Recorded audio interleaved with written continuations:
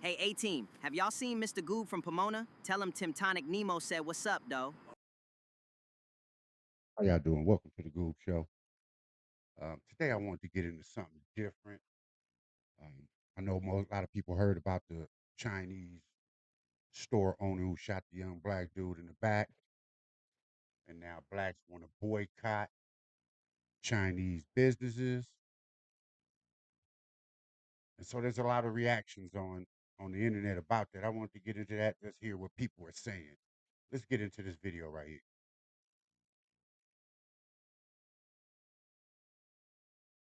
We'll get rid of the Chinese takeout, the dry cleaners, the laundromat.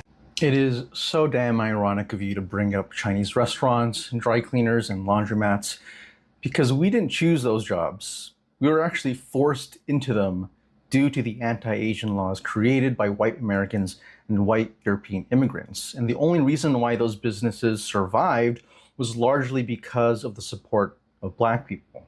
But a lot of you bootlickers don't know your history. And for that, I'm going to have to take you to school. Domain expansion.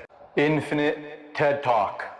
What's up, everyone? My name is Rainier, and this is the true history of boycotting Asian businesses. You see, before Chinese restaurants and gas stations and beauty supply stores, the first Chinese migrants were actually in America in the 1800s during the California Gold Rush, and then to build the Transcontinental Railroad across the West Coast. But when the gold ran out and the final train tracks were laid, the American economy fell into a depression, and poor white Americans and European immigrants started to feel threatened by Chinese labor.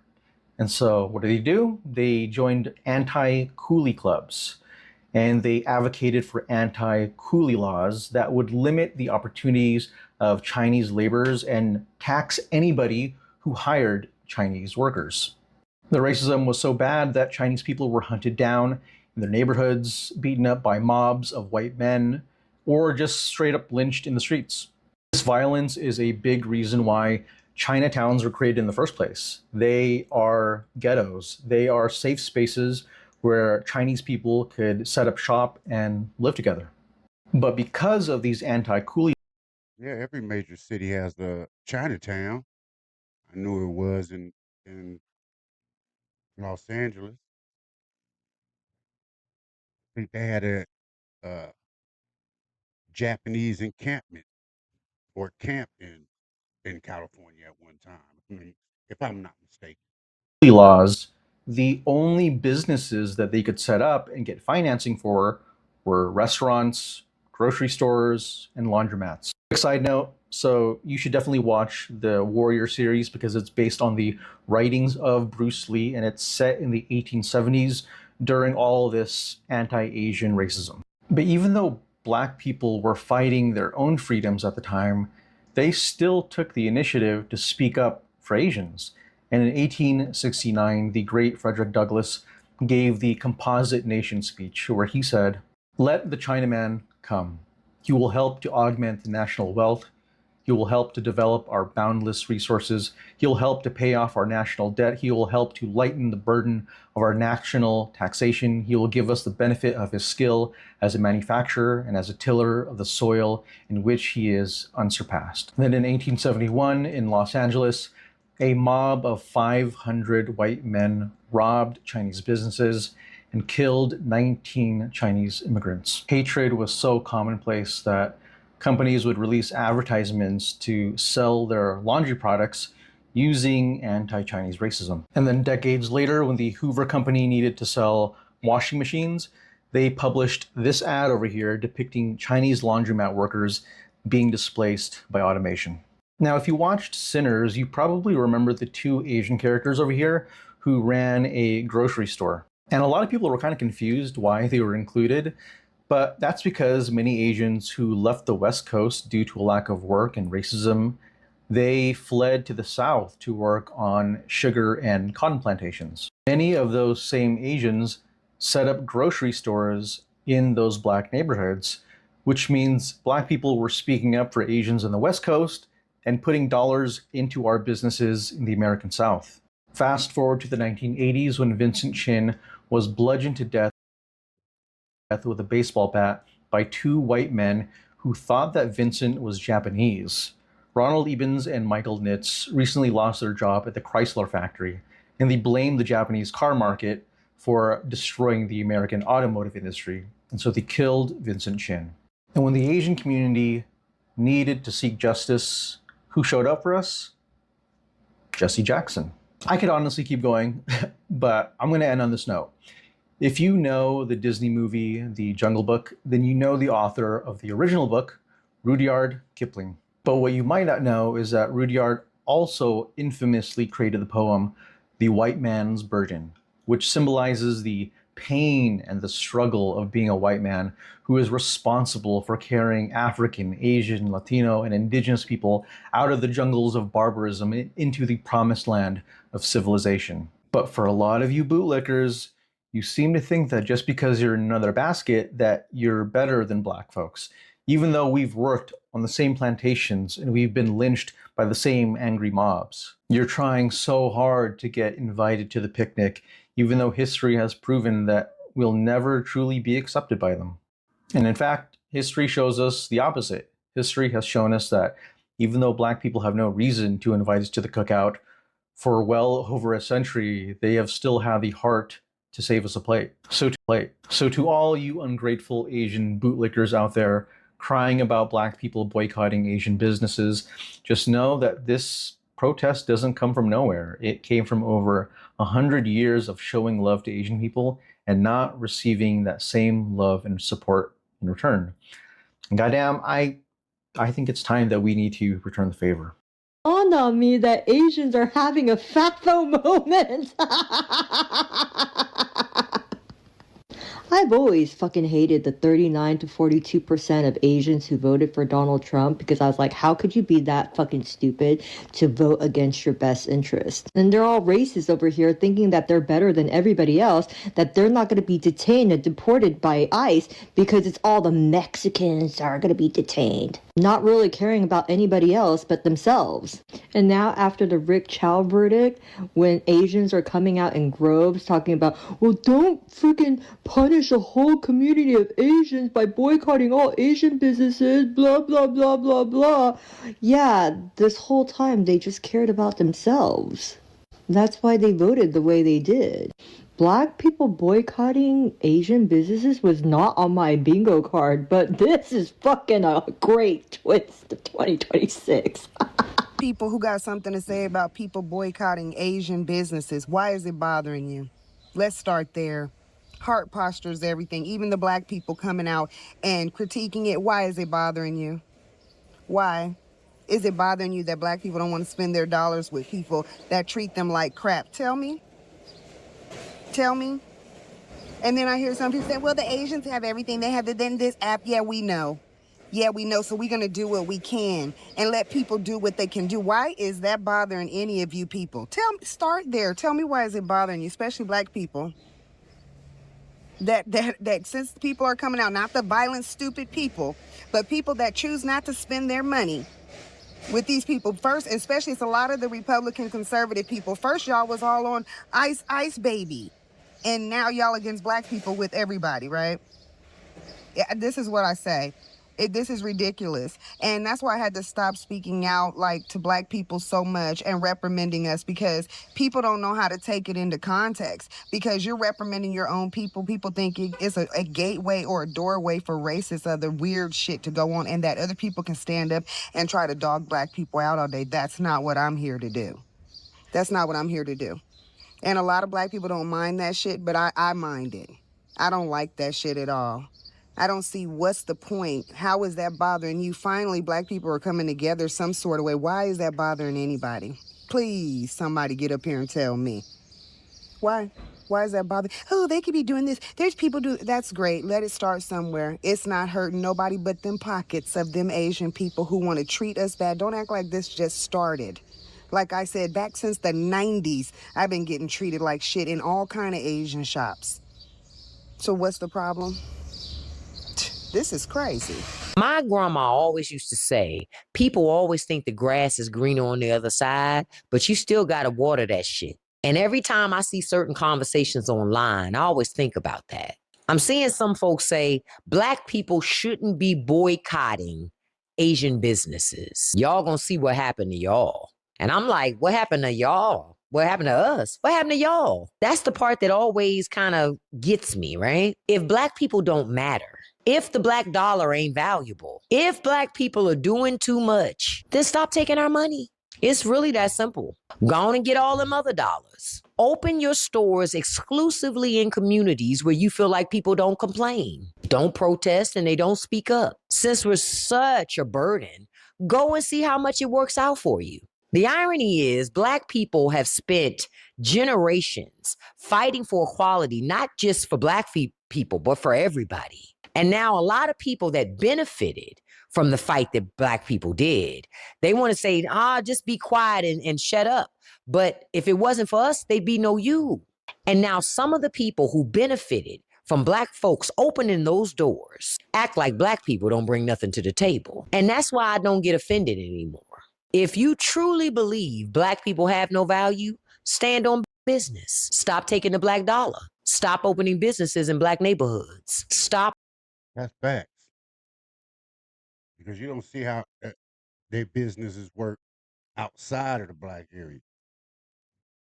Anybody can go in the hood right now. They own majority of the liquor store that we go to. Shit, probably dollar stores. Definitely the nail shop. Marketing to black consumers. And this let us know when that little experiment works out. Because see, my grandmama also taught me something else. Folks don't appreciate water until the well runs dry. Goes off on black people and actually challenges black people, to actually, go out and go ahead and do a boycott. But check this out, right?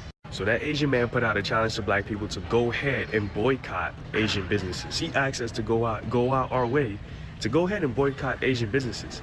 And it's really not a problem. You see, the thing is, a lot of these Asians is getting on this app talking about how much they don't need us and how much they don't need our money. So why are you so much in our hoods then? Why are you everywhere but your own neighborhoods, right? Why don't you go ahead, and pack up your little, nail salons, your little restaurants and all that and everything that you got going on. Why don't you go ahead and pack up all your businesses and get up out of our hood? See, the fact of the matter is that you guys need us. We don't need y'all. You guys need us. We don't need y'all. You ain't never seen a Jamaican restaurant, Haitian restaurant, Black American soul food restaurant in Little China or any Asian community. You guys don't support anything we do. You guys don't support any. Let me stop that. And that's true. You can go to Chinatown, any areas of the Chinatown or Asian communities in LA. They have Chinatown. You have another one on Wilshire in I think it's between Olympic and Wilshire and maybe Vermont and Western. Over in that area, you won't see no black restaurants over there. Yeah, you won't see no blacks running those stores over there. Their community is so tight knit, they don't even let us in their area. And that's true. You don't believe me? Go on down there to Chinatown or go down there off Wilshire and Olympic and between Vermont and Western, I believe, or Western and Norman. You'll see for yourself. None of our businesses. I ain't never seen Asians walk into a black establishment to actually purchase anything, to actually pay for anything. Actually walk into a black establishment and actually spend money with black people. I ain't never seen Asian people do it.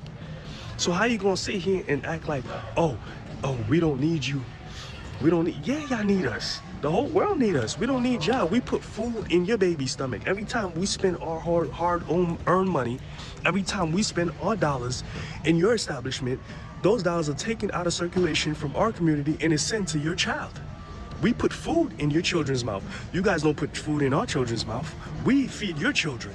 You need us. We don't need y'all. You guys don't support us for anything. And guess what? We're still good.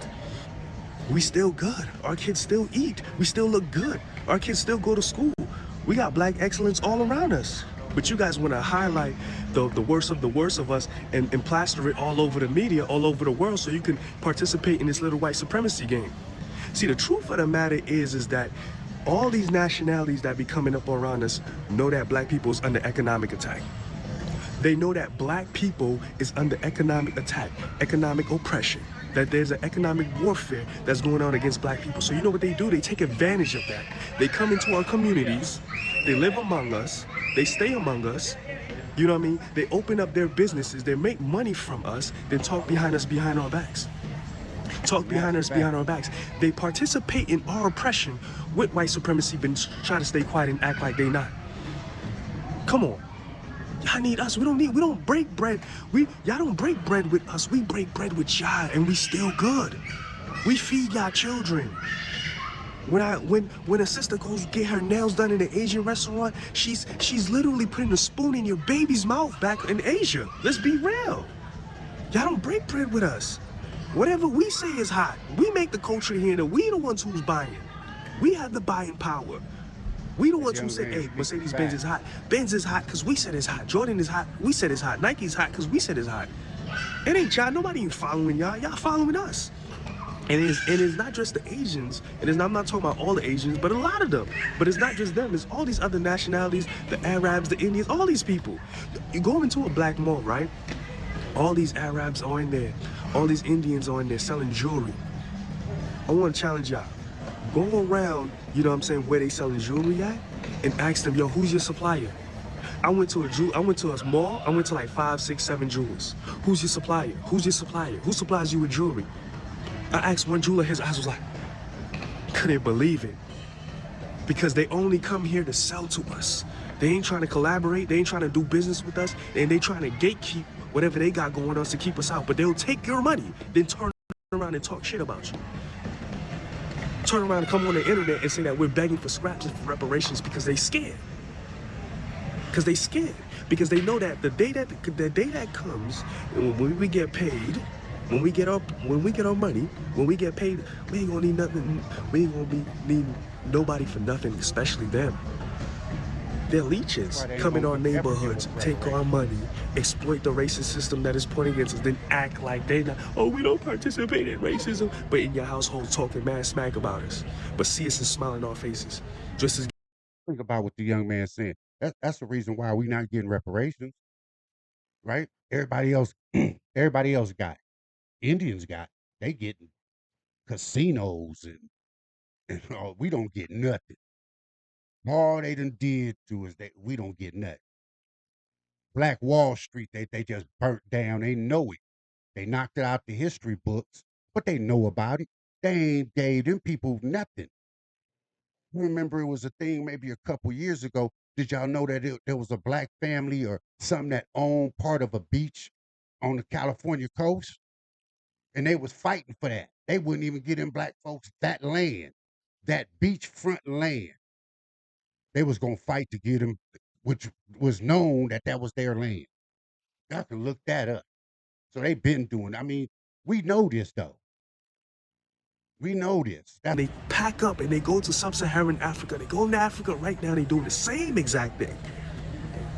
Let me tell you something too. That Asian dude, the Asian lady in China Mac. The only reason, listen to this, the only reason why China is even a superpower today is because the Europeans allowed it. Okay? Because all of the raw material that is pulled out of Africa is sent to China for processing and manufacturing. That was done deliberately just to keep manufacturing out of Africa. Because they didn't want Africa to become what China is. Africa could become what China is in about 5 to 10 years if they can get into the manufacturing game. But they purposely make sure all the raw material. Come on, man, I know this. And they mad right now. You know why they mad? Because we waking up. We waking up. We waking up. That's why they upset. Black love is coming back. Black pride is coming back. We a monster to deal with. And when we fully wake back up, trust me, a lot of people's gonna starve. I just passed by a boycott of an Asian hair store here in Houston. And immediately when I get on TikTok, I see a post of a young gentleman saying people all over the country are boycotting Asian hair stores and Asian nail salons because of what happened to Cyrus. The most liked comment said, why punish other businesses that had nothing to do with that? And my response to that is very simple. Because I can't look at the color of your skin to determine whether you're friend or foe. For years, y'all have looked at the color of our skin and looped us all as criminals, as has-beens. We ain't gonna never be nothing, and we are tired. But when we do it to you, it's a problem. But Drea, we're not all like that, and I understand that you're not all like that, but I am not willing to walk into another store or into another business that don't have somebody that look like me to find out that you're not one of the cool ones. What do? We stop going to all of your establishments. We start supporting our own, period. I'm about to start putting together a series of Black Wall Street Zooms that is free, that is for everybody in the Black community that can come and start learning about resources in your area for you to support your own people. And I know that there's an app out there that you can go to. I'm not talking about no app. I'm talking about real conversations, real people that you can connect to in your area. When the Black community is talking about boycotting Asian businesses, everybody should be in agreement with them. And for the people who really just don't understand or agree with me, I just really want you to also understand that they are not in your business, because there are some Asian people that only shop at Asian places. Only. Like, I'm talking about people that will drive all the way to like Orange County in LA and just go to get boba, dim sum, noodle houses, Korean barbecue, like, and they just stick with that same thing. And they're not saying anything about it. I just don't understand what's the problem of wanting to support the Black community and wanting to support their own businesses at this. I think it's great. We should actually be very happy that this is what they want, and we should be in support with them. Like, we should be looking and seeking to support their community too. Like, why are you so pressed about where their money is going at this point? I don't know. And I feel like I could talk about this topic for a very long time, because how I see it is that, like, if you were to go to any other country, right? Let's just say, like, for me, I'm Chinese Cambodian. Let's say we go to Cambodia.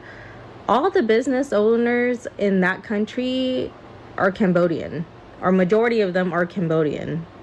So we're here in America, and the Native Americans were here. The white Americans took their land. The Black Americans built this land. The Black Americans doesn't have an established community, and like even in the same way that Asian people do. Is that not alarming? Like, every other community out here has some sort of established business amongst even like a certain trade. But are you guys even asking, like, why is it that the Black community is not? Our fault.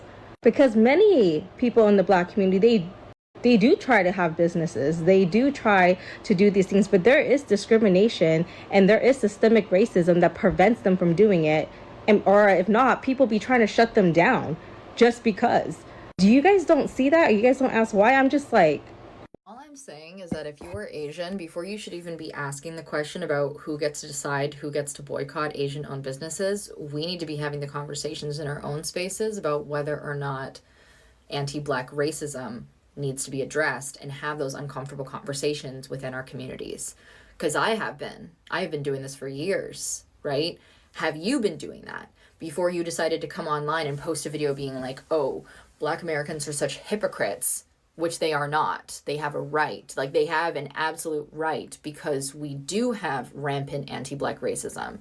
And before we are willing, like, we need to be willing to take accountability for that before we get to decide whether or not anybody should be also, it's not even our decision who gets to boycott. Our role, right?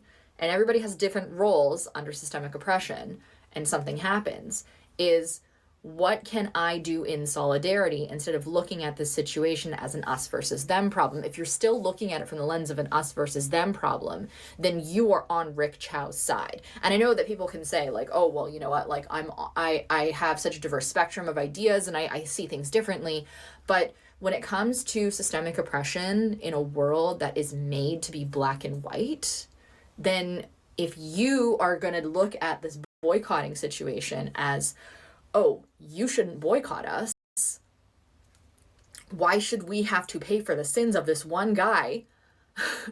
Like, that's not like the systemic playbook, right? Like, when one person does harm, or even if it's a few people doing harm, right? If you think about like slavery in the South, even if it was just a few people, a few families running the whole thing, okay?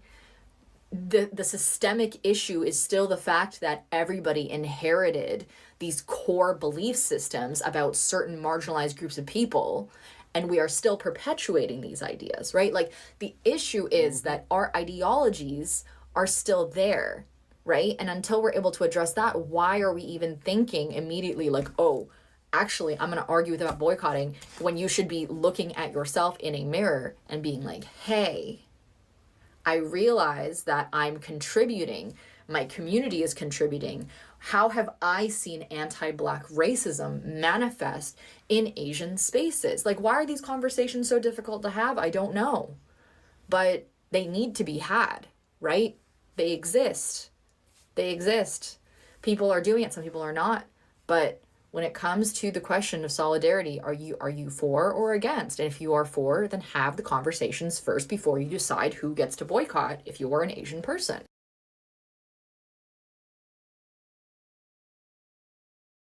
Nobody in there.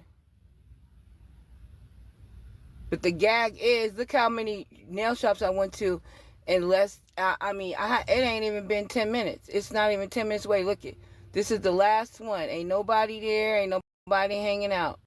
And shout out to all the Black folks that's standing on business when it comes to this boycott, because every Asian store that I passed by today was either completely empty or totally closed. So shout out to y'all for actually using this opportunity to stand on business. And out. Now, if you recall, he's the one that told us that we couldn't survive without any Asian-owned,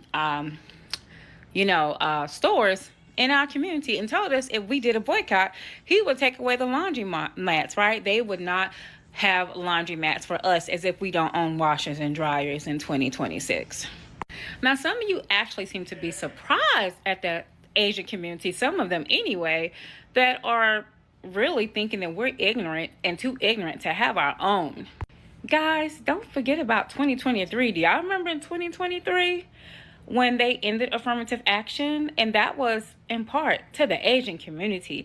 They let themselves be pushed to end affirmative action against the Blacks. And people always say against the Blacks as if we're the only community and we're the number one community to benefit from affirmative action. We weren't, but that's a discussion for another day. So in case you didn't know, the Asian... No, no, that's almost like saying we the only ones on food stamps. That's a lie. Or public assistance. That's a lie. American Coalition for Education, along with 60 other Asian American groups, got together and filed several civil rights law complaints against Harvard, okay? And they supported students for fair admissions. Now, if students for fair admissions sound familiar, that's because they are the ones who filed these lawsuits that went to the Supreme Court. President and fellows of Harvard College, and also against University of North Carolina. They combined the two. They said that they felt it was so unjust. They were expected to perform higher to get into Ivy League colleges. And that's not the case for everyone, i.e. Black people. They decided to do it in groups so that no one could pick out a specific Asian American to target. But the fact that there were 60 different groups along with the Asian American Coalition for Education speaks volumes. Now, once affirmative action ended, do you think there was a big surge of acceptance into Ivy League colleges for Asian Americans? No poochie pies. According to the Manhattan Institute, there was a 2% increase across the board of Asian Americans being accepted into Ivy League schools. However, there was a decline in Blacks and Hispanic enrollment. Like other communities, Asian communities seem to forget that they benefited from all the hard work that the Black community has done. And that's okay if you forget. We don't have to remind you because, baby, we just keep doing what we do, which is us. So I'm proud of all you guys standing in solidarity, because they're basically calling us stupid as hell, and we're not. Leave me a comment. Bye, y'all. Bye. Asian man that came on TikTok talking about how Black people can go ahead and boycott their businesses, whether it's beauty supply stores and nail salons, and how they can just go over to the white neighborhoods and get money from them. Okay, then go do that. Because if it was so easy for you to be in those neighborhoods, then why weren't you over there to begin with? It's strategically placed for beauty supply stores, nail salons, and liquor stores to be placed in the Black community because you know that's where all the money's going to come from. The Asian man that came on TikTok and said what he said is a prime example of why Black people are boycotting to begin with. They're just exposing what we've always known, this secret weird hatred, this secret weird animosity towards us when we've done nothing to you. I saw another young lady on TikTok talking about how there was xenophobia that was being pushed towards Asian community when Donald Trump had first got elected and Asians were getting beat up in broad daylight. And she was talking about how when Asians were talking about POC solidarity and Black people came to their aid, but now it's shoes on the other foot, they're nowhere to be found, it's our problem and it's our fault. Which is exactly why Black people are boycotting, because we recognize that we can have solidarity for everybody else, but nobody can have solidarity when it comes to us and our community. There is not a single group of people that actually want Black people to come together and build community without them. You could see history shows that they act like they don't want us around, but get mad when we thrive together without them. You could just tell from, what was it, a couple weeks ago when Naomi did the tennis dinner with all the Black tennis players, and that was such a topic of conversation as if she needed to explain why she did that, because they need to be included. So for that Asian... Anybody see that? I remember that. I think it was in Wimbledon. She had an all-Black party, and boy, they scrutinized her for having that. But they can have an all-white party, no problem. man to get online and call Black people poor and incompetent and make it seem like we need him more than they need us, you fucked yourself over, buddy. I just wanted to come in real quick to clarify a few things regarding the blackout. Some are calling it the blackout, some are calling it the boycott. I want to first say to the Asians out there who are doing videos, throwing up in Black people's faces to stop using Asian products, and y'all are calling out the iPhone, for instance, right? Stop using the iPhone.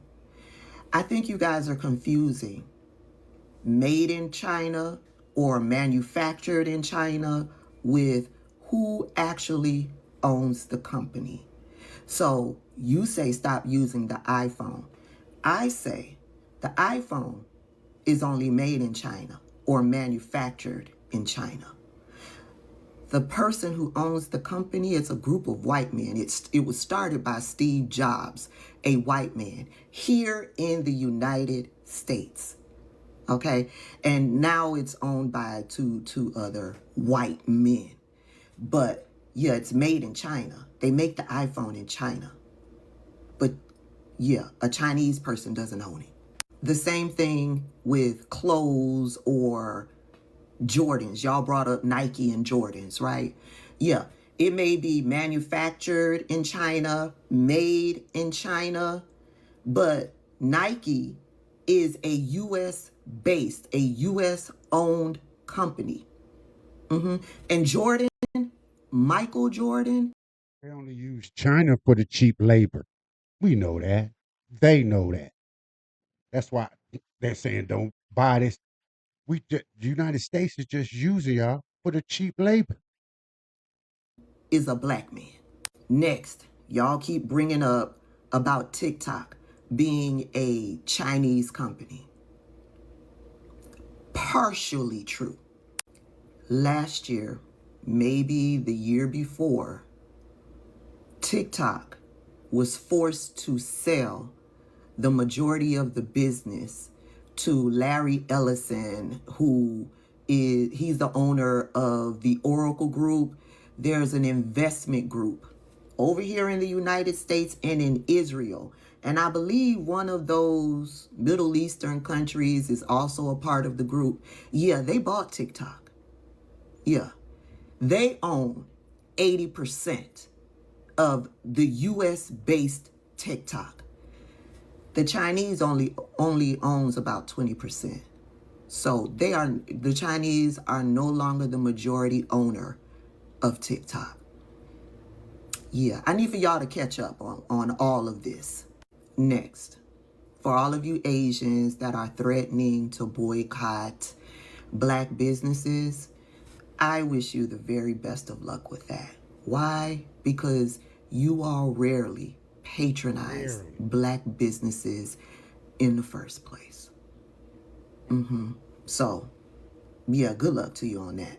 Lastly, to my people, black people, I know you've been putting in work to research black-owned nail salons, black-owned beauty supply stores, even black-owned liquor stores or wine and spirits or anything like that for you to patronize. I know you've been putting in work, but you're going to have to put in just a little bit more work, because what the Asians are now doing, when you go to Google a certain businesses, they are putting in their descriptions that their business is black owned. They're putting it in the metadata. They are trying to trick black people. Okay, so you're going to have to do a little bit more research to ensure that that nail salon is black owned, to ensure that that beauty supply store is black owned. And you may find that you Googled one of those businesses and Google said that this was a black owned business, and you get into that beauty supply store and you don't see any black faces in that beauty supply store. And then you're going to have to decide if you are going to turn around and walk out, or if you're going to spend your dollars in that supply store or that nail salon. I'm hoping that you will turn around and walk out. Black business owners who have websites, put the owner and a picture of the owner. Do an about section of the owner. Do an owner spotlight on your website. Make it easy for us to know that this business is black owned. You have black text. Take a picture with your black text at your nail salon, so we know for sure that we're dealing with a black owned business. Help us out so that there won't be any questions or any doubt that your business is black owned. Yeah, because they're coming with the trickery. That's all I got. I'll see y'all later. Well, yeah, that's it, man. That's the show for today. Hope y'all enjoyed it. Like I said, man, it's about respecting the community that you place your business in. I don't care what color you are. Like a couple people in there said, if you're in a black community, you're gonna have all different people from outside the United States in our community. We could basically say it like that. They give them all type of business. We've seen it. You get Arabs, you got the Chinese or Asians, you got the Hispanics got businesses.